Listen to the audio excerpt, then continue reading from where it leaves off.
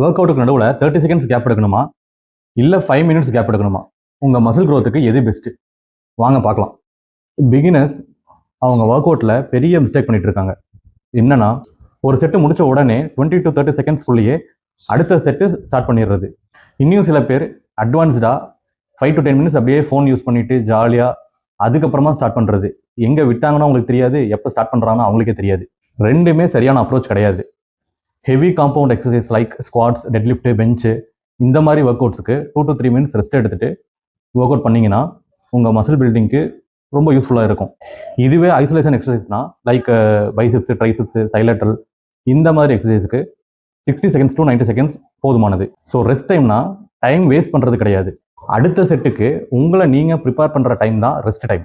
So ரொம்ப அவசரப்படவும் வேண்டாம், ரொம்ப டைமை வேஸ்ட் பண்ணவும் வேண்டாம். Train hard, rest smart, grow harder. நீங்கள் செட்டுக்கு நடுவில் எவ்வளோ ரெஸ்ட் டைம் எடுப்பீங்க எனக்கு கமெண்ட் பண்ணுங்கள். நெக்ஸ்ட் எபிசோடு 8 மிஸ் பண்ணாமல் இருக்க என்னை மறக்காமல் ஃபாலோ பண்ணுங்கள். தேங்க்யூ.